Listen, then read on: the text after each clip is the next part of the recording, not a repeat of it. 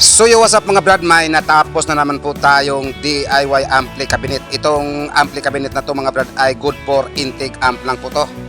Kasi intake amp lang po ang gamit ni Mr. Customer. So dito sa video ito ay papakita ko po sa inyo yung DIY ampli cabinet namin na good for intake amp. Yan.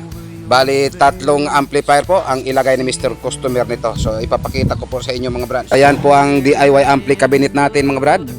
Iba po yung sukat sa power amp at saka intake amp. So ayan. Tinanong ko po si Mr. Customer kung ano po ang ilagay niya dito. Ang sabi niya ay intake amp lang po lahat. Kasi baka maglagay po siya ng power amp ay hindi po makasya dyan. Ay papakita po muna natin sa inyo yung kinabuuhan. Ito po ang bandang harap. At ito po sa gilid. Ayan. Naka-handle po. Dalawang handle. At ito naka-twist lock. At ito po ang sa likod niya. So ngayon bubuksan po natin yung cover sa harap at sa likod. This is MCV Cebu Box Maker, the best! So ayan po ang sa harap. So una po nating buksan yung sa harap. Yan, napaka-safety po yung ampli cabinet natin mga brad, dahil meron po twist lock at pwede pa maglagay dito ng padlock. Yan. Napakadali lang po itong gagamitin mga brad.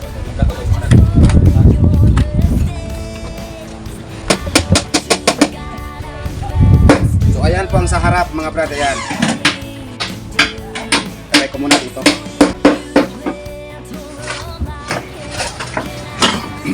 Depende din sa customer kung ano po ang ilagay niya dito, ba yung pang-sub, pang-mid at pang-high. Yung iba dito po maglagay ng pang-sub, pang-mid at pang-high. So dito po ang mga processor.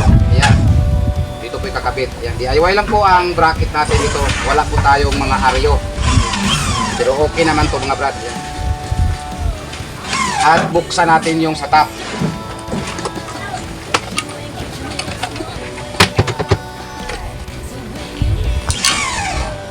So ayan po ang sa top mga brad. Ayan.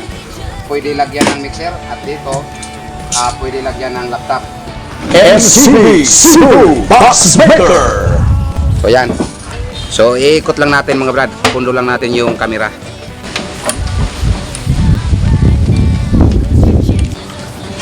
Pwede rin dito ang laptop, dito ang mixer. Pero mas pabor po dito ang mixer. At dito na naman po ang laptop.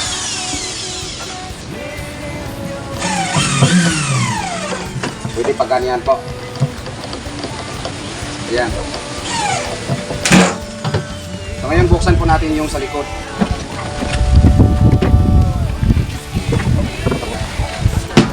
So yan po ang sa likod mga brad. Medyo matibay po ito mga brad dahil naka-brace po. Ayan. At dito idaan yung mga wire.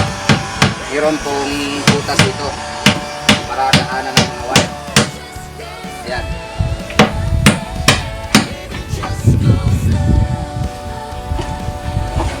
So yan. Yan po ang walang cover.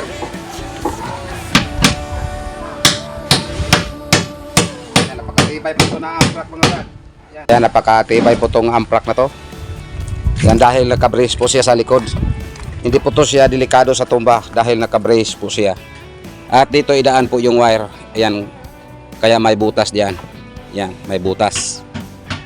At dito may butas pa rin. Yan, may butas pa rin para dyan po daan yung wire galing po sa mixer or sa sa laptop. Ngayon ibalik na po natin yung cover. Iuna po natin sa pagbalik yung sa itaas.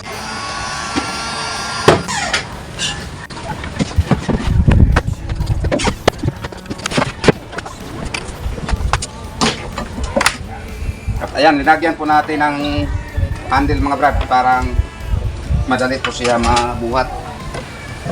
Maraming salamat po. Ang sabi niya nakakuha na daw to siya sa amin noon, pero hindi ko na natandaan, sorry kayo. Hindi ko na natandaan, sorry po Mr. Customer. Nang dahil po sa dami po tayong customer, hindi na natin na tandaan yung iba. Nakakuha na daw to si Mr. Customer noon sa amin ng 2x2. Noong panahon na nandun pa po kami sa aming bahay sa Barangay Biyasong. So ngayon nandito na naman po tayo sa San Isidro. Nagbalik order na naman po si Mr. Customer. So Again, maraming salamat po sa iyo Mr. Customer. Maraming salamat po sa ating mga viewers. Maraming salamat po sa ating mga followers. Maraming salamat po sa inyong pagsuporta po sa amin.